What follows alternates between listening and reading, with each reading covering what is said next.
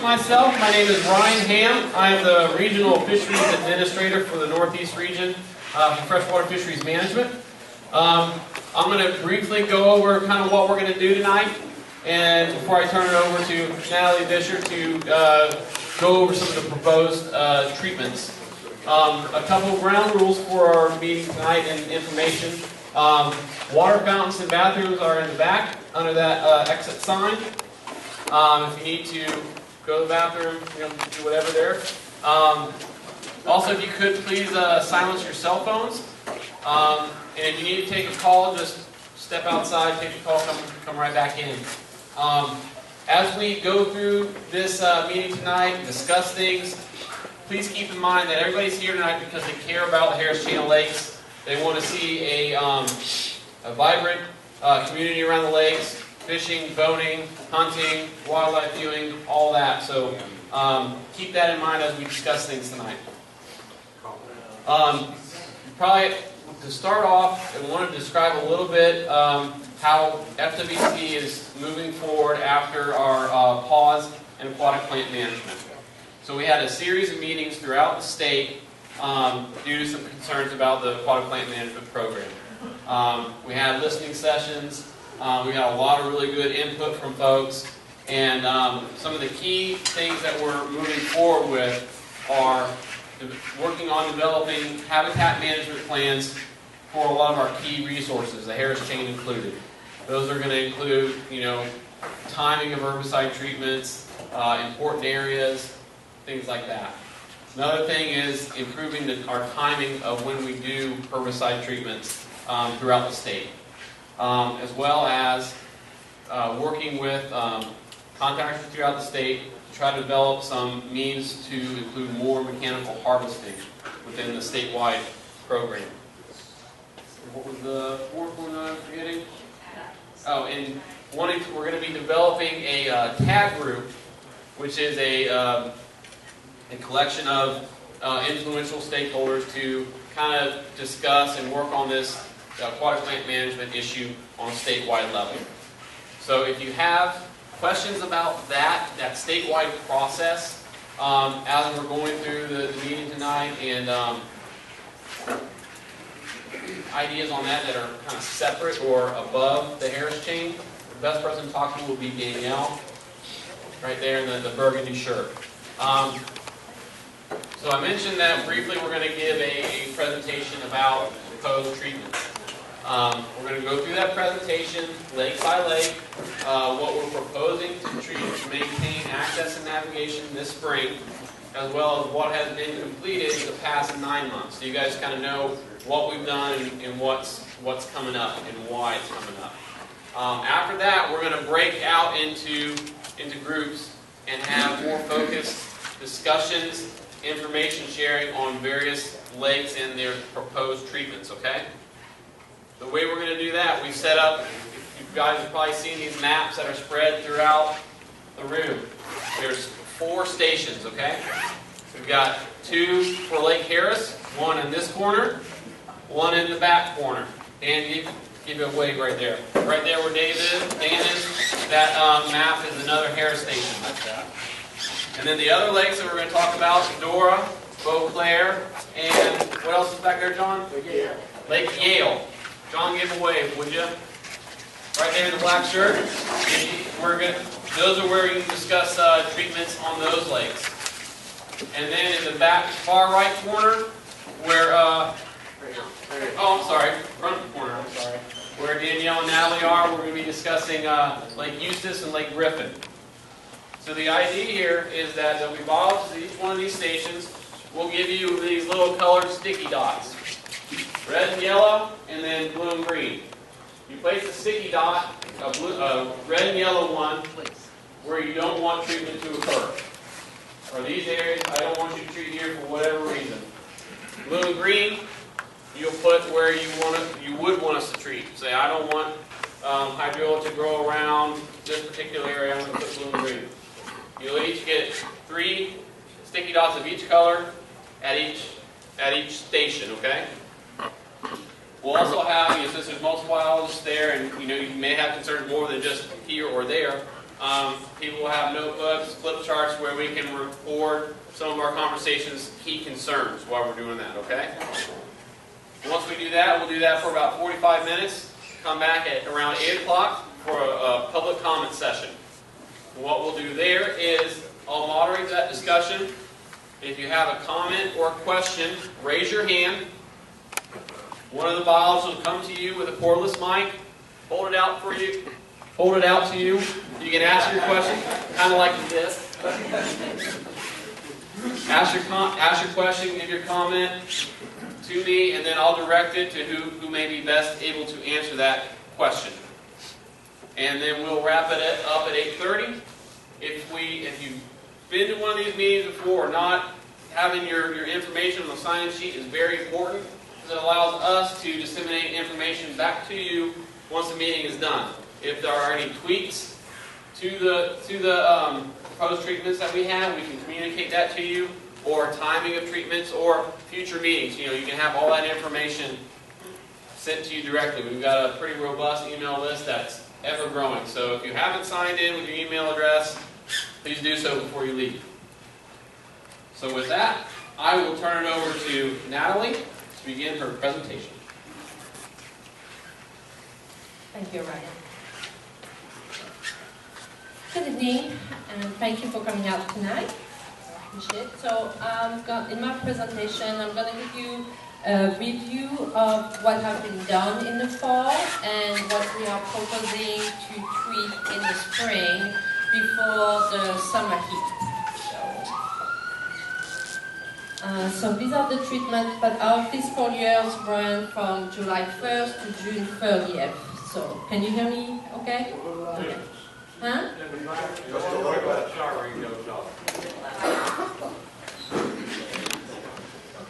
So in the fall we treated Lake Harris. We treated 475 acres in this area, and we promoted. It was tapped at Hydrilla and promoted access and navigation treatments. On Little Lake Harris, we had a big infestation of Hydrilla last summer. So I started treated in August. We did some little treatments around the shorelines to alleviate the navigation from the boat ramps. Then continued to treat the deep water areas in October. Finally, in November and December, the Hydrilla was still very present, so we decided to go for whole lake treatments. So we had a series of treatment with systemic herbicide, sonar, which is modify the genetic of the plants. So it's a different mode of action. So I've done 3 treatments with sonar in November, December, and January. Then I did some more treatments where the Hydrilla was still hanging in the deep water. So as of today, the Hydrilla is in excellent. We control mostly 95% of the Hydrilla on Little Lake Harris. So it's looking pretty good right now. Lake Eustis, we treated 470 acres, and we did all the shorelines where the Hydrilla was the most problematic, and again, some more access area on the south side. So far this year, FWC spent almost $1.6 million on Hydrilla treatment from July 1st up to today. And it was pretty, last year in comparison, we spent $4.2 million because we still have a lot of Hydrilla. So what we're proposing now is doing a series of spring treatment before the water gets too hot, so to improve the efficacy of the herbicide and control the Hydrilla to help us going through the summer. So last Wednesday, Lake County Water Authority came forward and approved to spend $1.5 million from their budget to help us supplement our hydrilla management effort in the Harris chain. So we'll be using that money to do the spring treatment. So I'm going to go through all the lakes, and the money we have, we're going to focus on mostly access point, boat ramps, open navigation, where we have high traffic of boaters, try to open the lakes. So unfortunately, we won't be able to treat a lot of hydrilla, but we want to make sure you'll be able to use the lake throughout the summer. We'll take questions after. So that's the general map of how the Harris chain, what we're going to treat, propose to treat. So this is Lake Dora. Lake Dora have a new infestation of hydrilla. I never had to treat hydrilla on Lake Dora, except since last summer.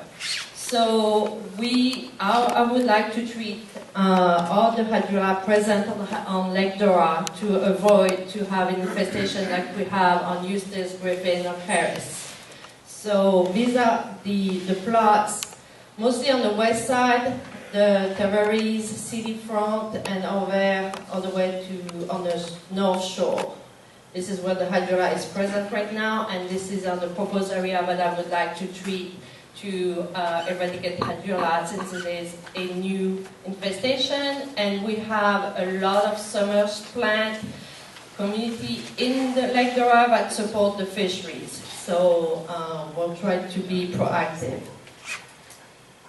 This is Lake Harris. So these are the recent maps we've done, mapping, showing where the hydrilla is. So focusing on the access point and navigation, this is the west side of Lake Harris, but Highway 27, Signatory Park, which is all very topped out right now. So I'll be focusing on opening the boat ramp, the big flood in front of it, navigation coming from Ilina Run and the Palakaha River, and Venetian Gardens by the boat ramp and the marina. By that river, we would like to open the plots, these area by the opening of that river, and open this big block so you can navigate going to the open water. On the east side of, this is Land Park Cove. You might be familiar with the hideaway. And so we're going to open these as a big marina here for navigation as well. If I get some additional funding, I would like to add more areas on Lake Harris to be treated. And these will be, remember, by that river, these are the three that I want to do. And if I get additional funding, I will be able to treat these two areas as well. So that will be wide open for you, for navigation and access. Can you explain what the red area to the left is? Okay, this is Hydrilla as well. It's we have this big block over there represents about 1,400 acres of Hydrilla. It's in a deep water, talking about 13 feet water depth. So that to treat all this will take all the money I have if I just treat that small area. So I have to focus on some priority area, which is right now navigation and access point. And then at a later date in the fall, when we get a new budget in July, we will address these areas. So same thing here on the east side of Lake Harris by Long Island. If I have additional funding, I will treat this area as well to opening up for navigation. Lake Eustis. So I'm going to focus on the south side of Eustis right now, coming out of that river. For opening for navigation, this is a high traffic area. The boat ramp and the area coming out of Dora Canal as well. Lake Griffin, we're going to focus on Hurlong Park, visit Hurlong Park Canal. The boat ramp is right here, and I want to open that up as well for navigation. On Lake Beauclair, I will plan on treating a little area here coming out of the above Beauclair Canal as well, same thing, focusing on navigation access. And hopefully, Lake Yale, something is really have a huge infestation of Hydrilla here on the south end. Marsh Park boat ramp is right here, so I would like to open that area as well so you have access to the lake and the open water. And that's it for my presentation. All right, so what we're going to do now, everybody has the opportunity to ask questions and comments. We're going to do them at these 4 corners right here. So if you have a question of, what does this treatment mean on a particular lake, you can go there and ask that, or say, don't treat there, and remember the sticky dot activity. And then we will come back as a larger group after about 45 minutes or so, at least, or until people feel like, I've got my point across on the FWC for that public comment period. So we've got 45 minutes. Please take your time, spend it either on a lake that you care about, or go around to all the lakes and what's your opinion on how our management approaches are. Ryan, would you restate the color scheme? Something for Man's Lake. Yes, so what we're doing at each map, we'll have 4 different colors of sticky dots. Red and yellow are do not treat these areas. These are areas that I don't want treated. Blue and green would be yes, treat these areas. Each person will get 3 of each color at each station. You don't have to use them all. You can put them all in the same spot. It's really up to you. They're your sticky dots. And you can do that at each lake. So to remind you which lakes are. Harris is right here. Eustis and Griffin is right there. Harris is right back on this right corner, on my right. That corner back there. And then Dora, Beauclair, and Neil are back in that corner. All right, so with that, we'll go to that public comment session. Where are the stickers? We are talking about plant management right now. Yes, if you have questions about things that aren't outside of plant management, you can wait for that public comment session, or if you don't want to wait around for that, you can come find one of the biologists and say, I want to tell you this, write it down, and then you can go if you need to leave. So with that, we'll start. Where are the stickers? Right now, for this, I don't think There is some other mechanical treatment going on. Hey, there you go. You would mind move over a little bit. That's not go that far. Like I get it if they need it. right now I know You know Melanie Vance? Yes. I'll send this to her. Oh. Semi. They're going to try and do like harvesting out of the same chain. Like I think because this lake is so different, and there's a lot of the county and the residents for the most part wanted all treated now. There's kind of a rush So we're missing out on the to get comments. the hydrilla treated. So we're missing out on the comments. Yeah. We can't hear what you're saying. Yeah, so we're missing out on the. Yeah. Okay. So I was Why don't we pull the table out? he was asking how much harvesting we're going to do relative to spraying. And I was just saying, right now on this lake, all of these plans are for herbicide. We're in the process of setting up contracts on other lakes to harvest hydrilla, but it's going to take a while to get there, and there's a lot of people who want this treated now. So I think that's the reason we're going herbicide for right now. But that's not to say, you know, once we have contracts in place that come next fall, a lot of this won't be done with promisers. Is there anything in the lake water coming from Apopka or anything that is contributing to this, or is it just plain that they're invasive weeds and they grow anywhere? That's part of it, yeah. I mean, they're invasive plants, so obviously in the last 2 to 3 years, the environmental conditions for these plants to thrive have existed, which is why we've seen this explosion. And plus, when you start to get a submerged plant, especially an invasive one like this, when it starts to spread, it creates a positive feedback system where it's clearing water and it's stabilizing the bottom and keeping wave and wind action down. So the water, more light is getting to the bottom, these plants spread even faster. You said the environmental conditions. What are they, though? I'm trying to find out if there's something else like the polluted water from Apopka or other things that are causing part of this. A lot of times nutrients actually have the opposite effect on submerged plants. So if you're getting a bunch of nutrients into a system, they're going to fuel algae growth, which is going to block sunlight to the bottom, and you're not going to get as many submerged plants. Okay. So more than likely, what we have here is a reduction in nutrients. Dave's been on the system a lot longer than I have. He can probably speak better to, you know, Lake Yale has a lot of work. History of having a lot of submerged aquatic plants. It's fairly high. It's a eutrophic lake. It has a lot of nutrients. A long history of inputs. It's isolated from the chain, so it does not hit any of the Apopka. It's an offshoot lake.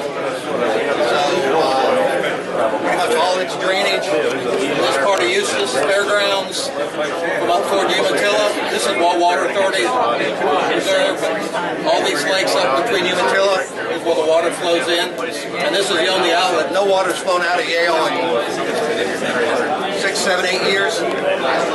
So the treatment you do for the Hydrilla, how far does it come towards the shore? How close do you get to the boat docks, those types of things, and how far does it travel in? Boundary. Now, there's going to be the herbicide will mix. So it'll move in. Yeah, Natalie probably wants it to get to as close to shore as she can. She wants it to clear out the docks for navigation for homeowners.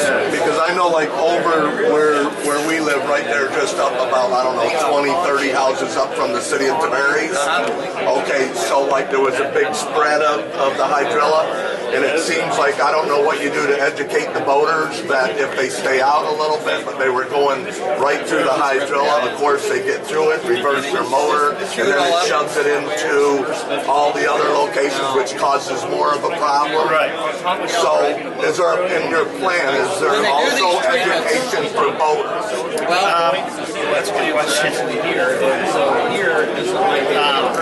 know what the problem is, but it's not resolved. It's education. you get stuck in it a couple times to educate yourself. Yeah. No, I get it. Yeah. I get it. But that spreads, after you've done that, it's a little bit late. Yeah, we saw that. It does. Green is spray. Green and blue are spray. Would there be top honey? Top honey? Oh, green and blue, pretty much just honey. It's not going to hurt.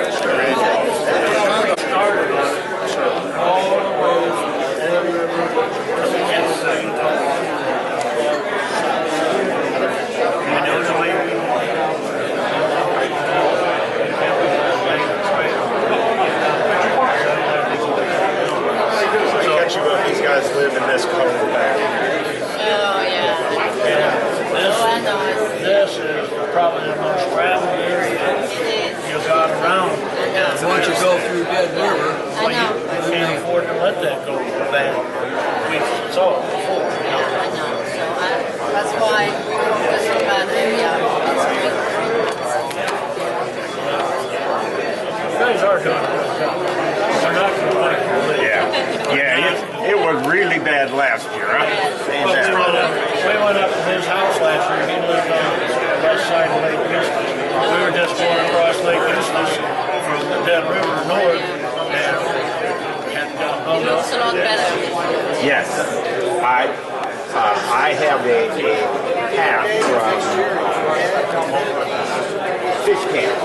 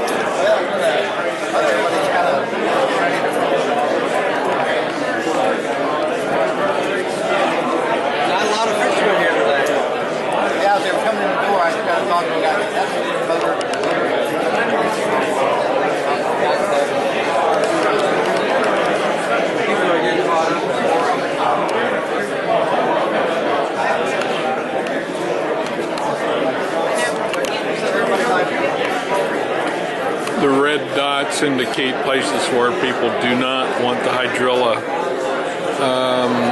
The green and blue dots indicate places where they want the hydrilla killed and treated.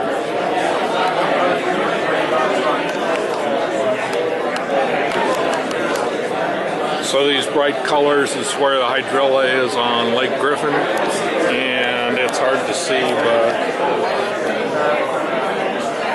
there are a number of red dots right there.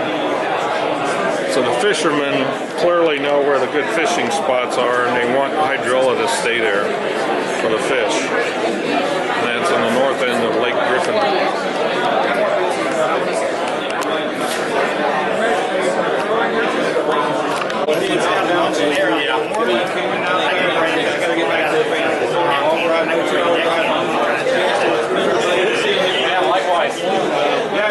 This is Big Lake Harris. Okay, sounds good. That's a heavy hydrilla. And you can see the green dots or yellow dots. All right, take it easy, drive safe. Indicating places where they do not, where they want the hydrilla killed or treated. And Little Lake Harris has already been treated, and the staff says it's been cleaned up, so there's no reason to put the dots there. We have to get someone. It's really they're the best measures can be.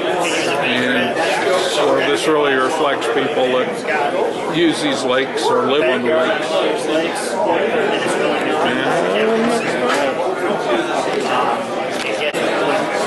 Okay, this is Lake Dora.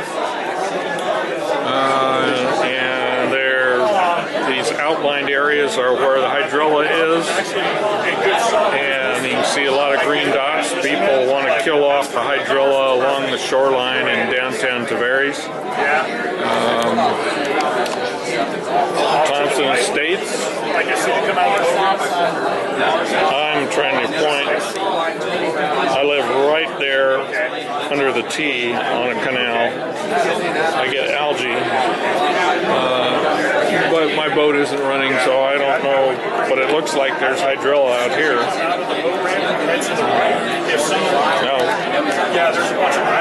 Here's Squirrel Point on the south side of Lake Dora. You see the infestations along here. Only a few dots.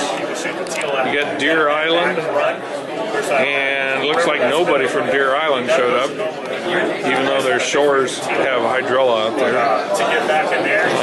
And Deer Island Estates, that encircled area means it's infested with hydrilla.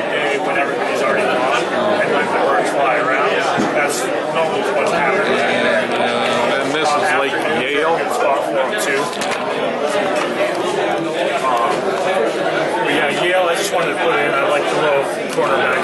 big area to treat right there. And red dot indicates somebody wants it left as is without treating for hydrilla because of fishing. And you notice down here is also, so those may be the secret fishing spots.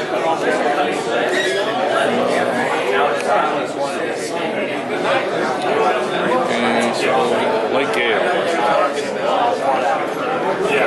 Most of the shoreline looks pretty good.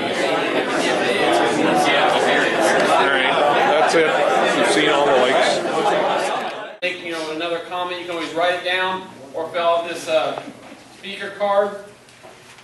We'll get it started off here with, forgive me, Peter starts with a T.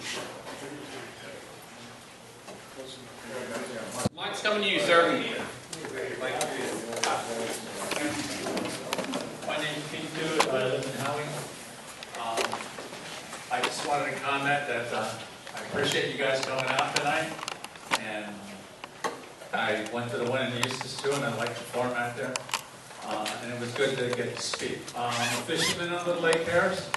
I noticed since 2014 that the hydrilla gets worse every year. And when they spray, it seems to get even worse. They get these huge mats that you can't even boat through.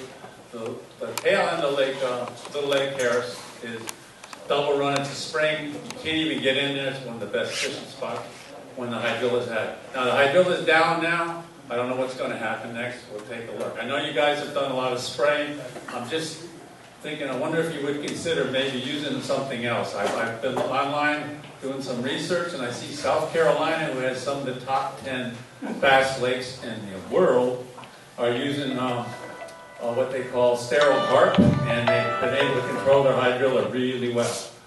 Also, there's mechanical harvesting. I'm wondering if you guys were considering anything besides spraying poison.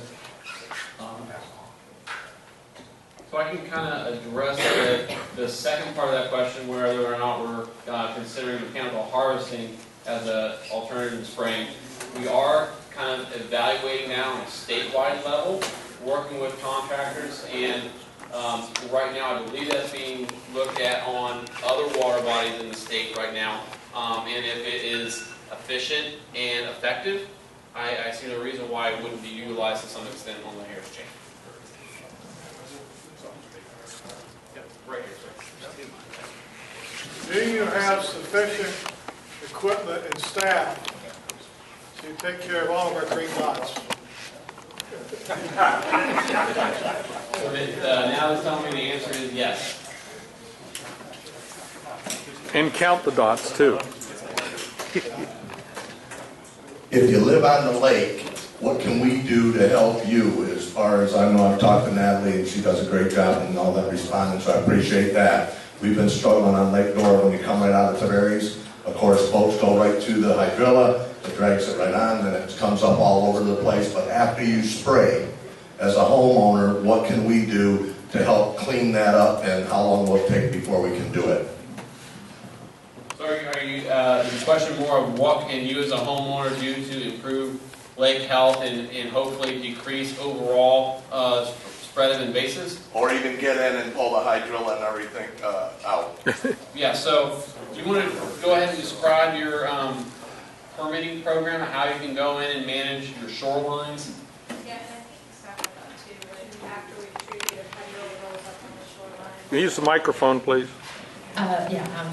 So when we do the treatments and the hydrilla will fall out, if by any chance, if sometimes it will roll up to your shoreline, as a homeowner, what you could do is rake it out, and to avoid to get back into the lake during rain event, you can always do that, but it definitely helps.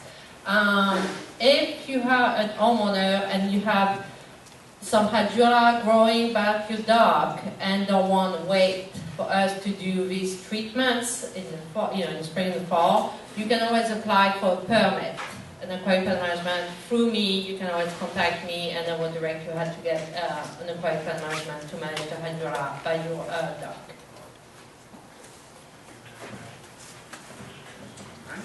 Next question or comment? Yes, sir. The gentleman right here, and then the fellow in the green again.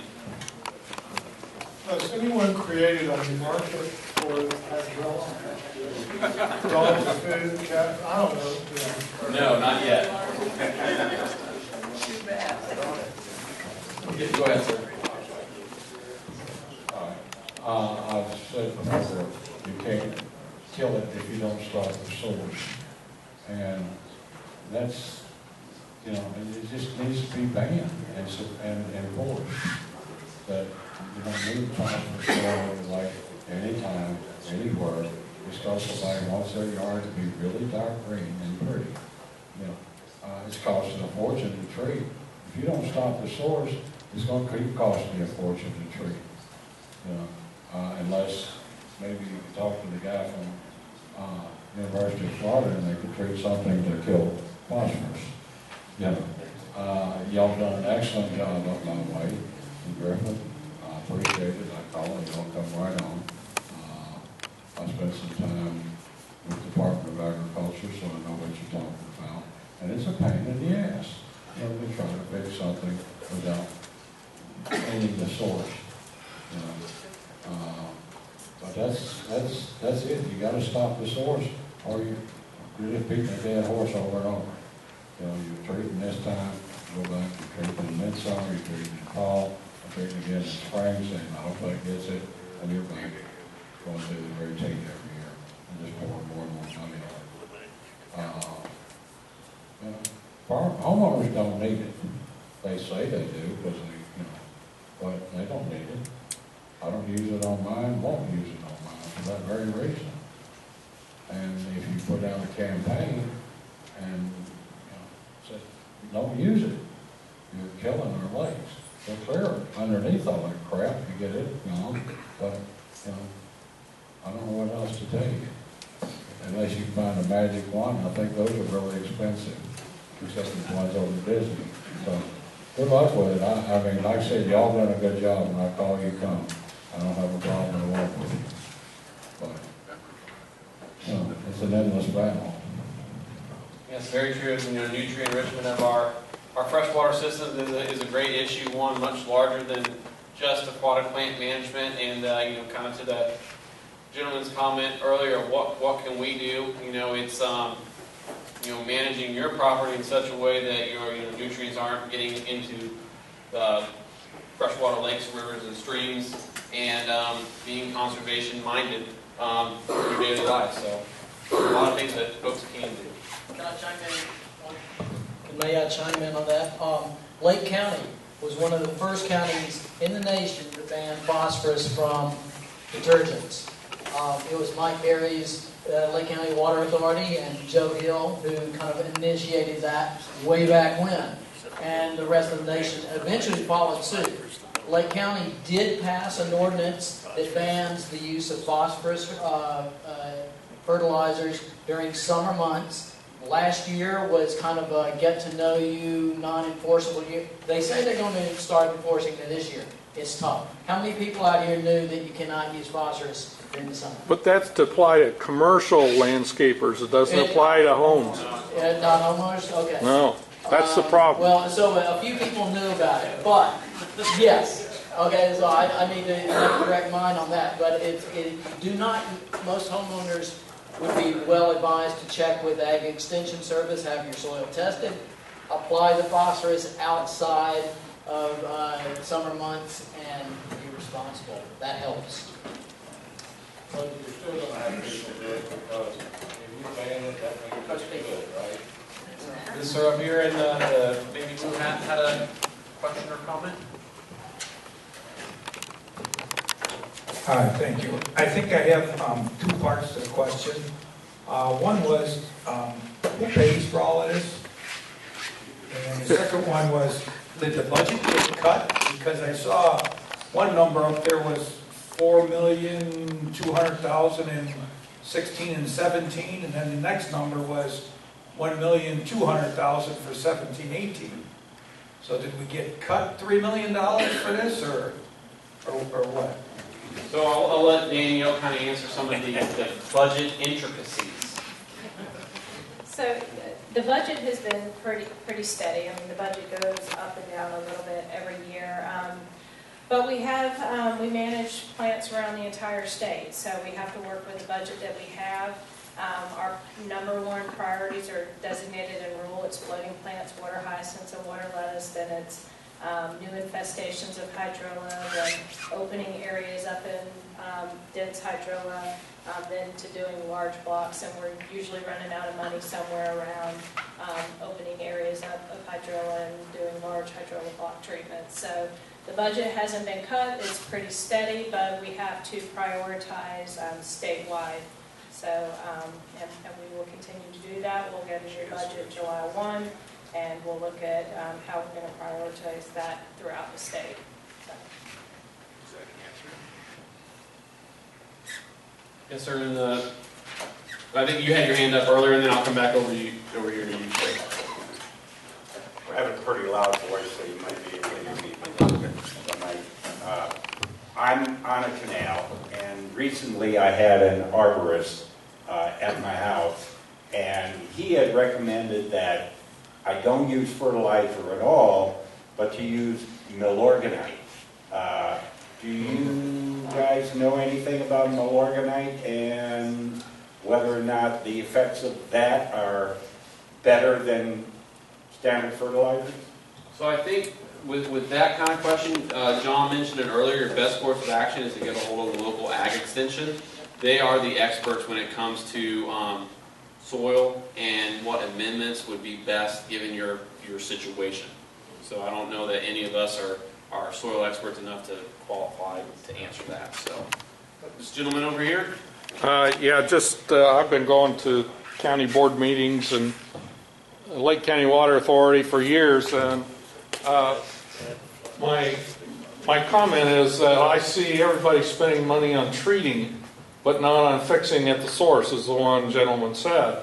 And to me, it seems like it'd be better off, instead of spending a couple $1 million a year on treating hydrilla, to spend $500,000 on research to find a cure and do a nationwide, worldwide research to find maybe somebody has already figured out how to kill it and or treat it. And the same for the other thing is that when you talk about nutrients, the county board has had these meetings. It was a rollout from the state, and I can't remember who initiated it, but for this ordinance on fertilizer, and it applies to commercial landscapers. And if you go into like Ace Hardware like I did, and I ask them, they have no clue about it. There's no education campaign to even get them to put stickers on it, to counsel people. And the big box stores, the same thing. And so I don't understand why you don't have some big thinkers in your organization that start looking at that as a top-down thing that needs to be acted on, which is to find ways to get either to reduce the amount of nutrients in any fertilizer that's offered, or certain months of the years, but there's ways that you break it down. I mean, I used to work in business, and we did that with all sorts of business problems, but I do not see that happening with these kind of issues on treatment on water quality issues. So a couple of things. It's important to note that hydrilla is going to grow in high nutrient systems and low nutrient systems. So if we were to say we were able to set the Harris Chain of Lakes back to background levels where it's surrounded by nothing but forest, there's no septic, there's no sewage, there's no lawns. Take all that nutrient inputs out and leave the lake in its state that it is. There's still hydrilla there that's going to be able to grow within the lake, requiring management.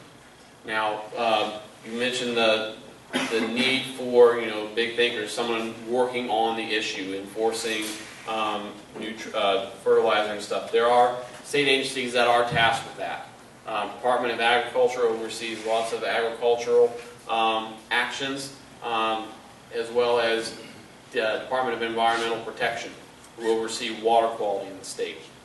They put together these things called Basin Management Action Plans, which are basically plans on where are the nutrients coming into various systems and what are some of the strategies to reduce those. So if you're not familiar with those, look up Basin Management Action Plans, or BMAP for short.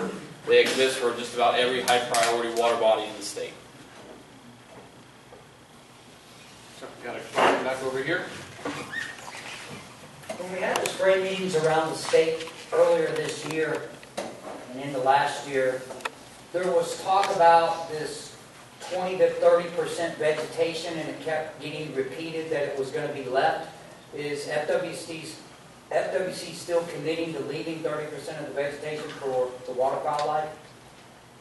And the second question that I have for you is it was also addressed at the meetings that, as these gentlemen have talked about, there's a lot of vegetation around the housing developments because of the runoff, that there might be some form of education program, and I don't understand why we can't take some of the money, example being the $1.5 million that the water authority here is going to dump into our lakes and chemicals, why we couldn't take a little bit of that money from each one of these water authorities to go back and to put out a campaign statewide to target these areas that are massively growing and dumping all this runoff into our waterways.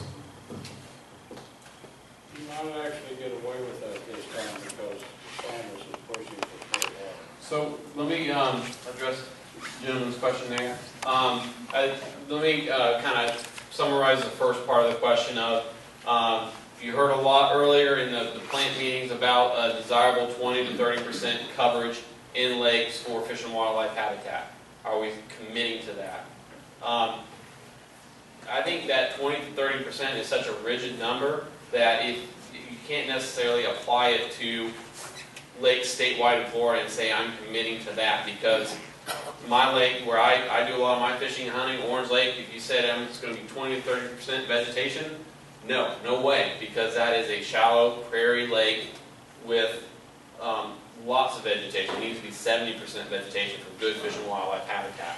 I'll contrast that with like Santa Fe Lake or Kingsley Lake. These are lakes up north that I know really good. They're deep water, dark water lakes. You want 30% vegetation in Santa Fe, that's probably not going to happen, because while a lot of the lake is 15 to 20 feet deep, lots of dark water, and it probably isn't going to support that.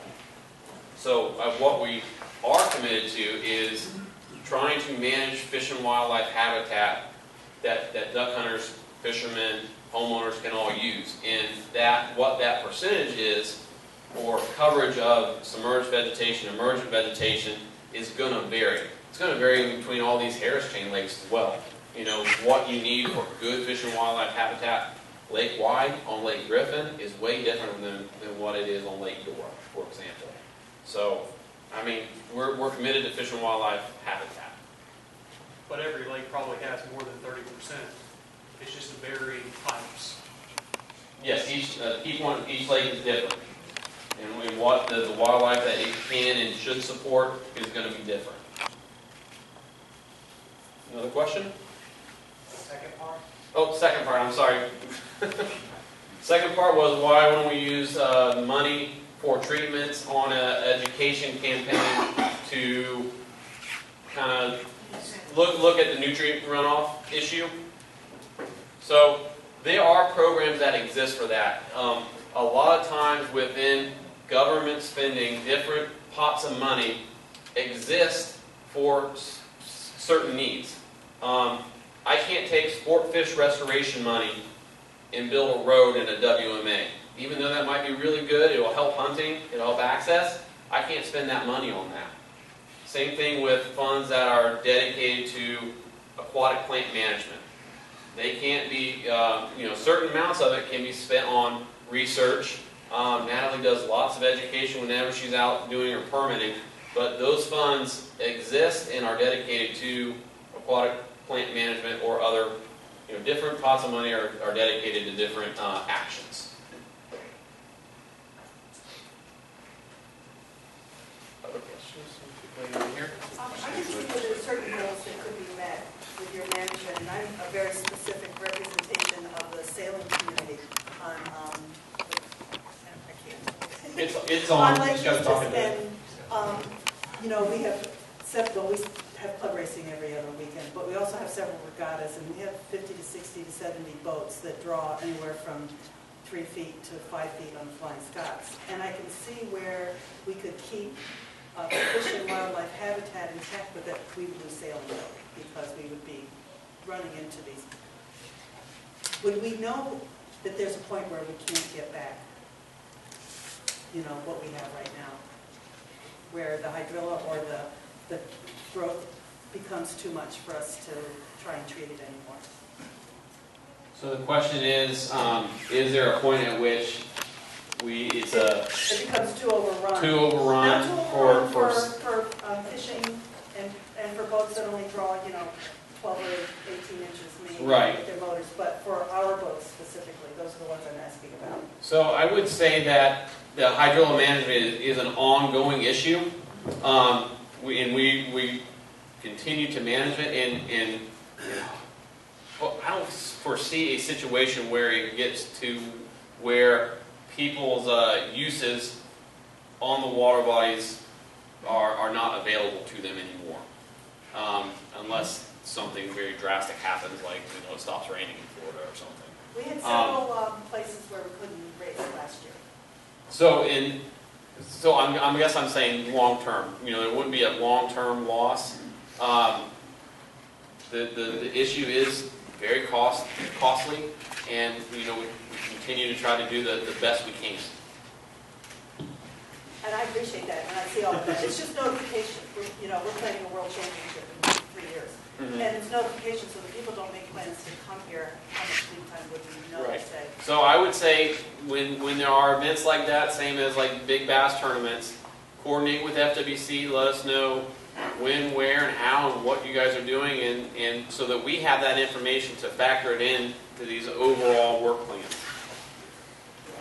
Ryan, that does tie back into the lake management plans that we're developing, and each lake will have its own specific plan. And Lake Eustis and the Sailing Club certainly has an interest in, you can define your typical course boundaries and say, yes, we operate in this perimeter, and this may be a priority for treatment. So that's part of the lake management plan process that we're getting into. But it's important that people speak up and get their input into the plan, and that's why you're right to be here tonight. All right, other questions or comments? Yep, spell there in the back. Yeah, I just had a comment when you were talking about the fund. As I understand it, you're going to get $1.5 million from the county water authority, just us county people paying the state to help clean up, spread poison on our lakes. That money, I don't know how these things work, but I don't think that's controlled money. That's money you could use for other projects like education or mechanical harvesters or carp, some other way of, trying to handle this problem. And we all want to fix this problem. And there's some money there that may allow you to do some experiments, do something a little different. I'm guessing. Now, the state money is in the state budget. You're right. You got to use that for what it's designated. But this $1.5 million, that's our money. As far as I know, maybe I misunderstood. I'll let Natalie address that question. Well, Lake County Water Authority has that money in the budget, and they wanted to help supplement our effort with the hydrilla management. I will be issuing permits, an aquatic plant management permit to Lake County Water Authority, so we'll be able to do these treatments. So they want to spend that money on hydrilla management, not an educational thing. They don't have to. Like the state money, you have to because that's. Yeah, they don't have to, but that's what they want to do. All right, just wanted to make that point. Yeah, you want? Huh? I'm Mike Perry, I'm Executive Director of Lake County Water Authority. Whoever made the comment, I didn't see who it was. Can you raise your hand?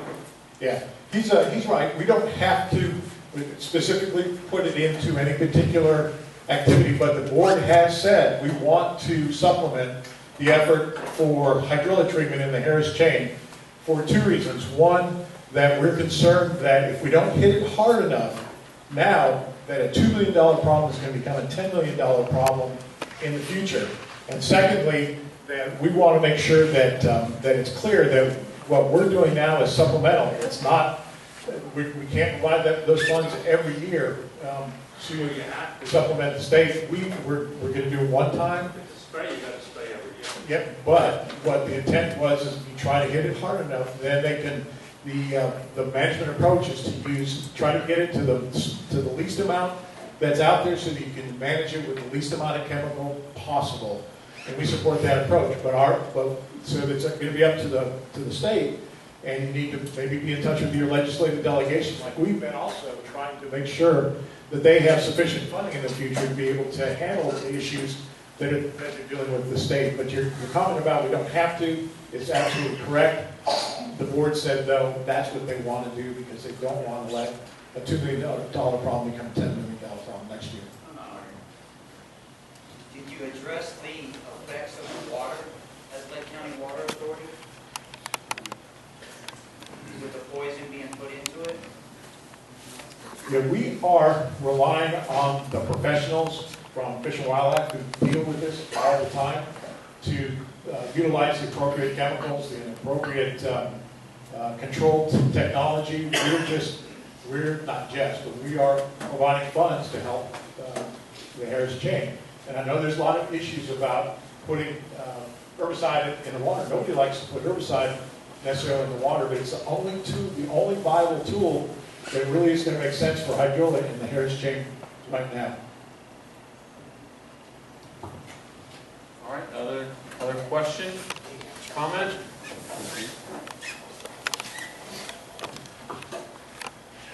If not, I will say thank you everyone for attending.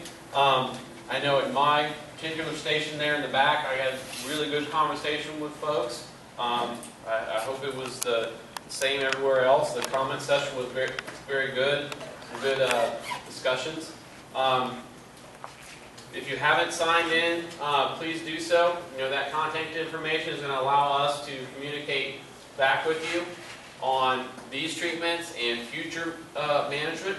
So please, stay engaged, stay involved with us. FWC's mission is managing fish and wildlife in their habitats for the benefit of people. So we need your input, your feedback, your involvement so that we can provide the best product for y'all. So with that, thank you. Have a great night.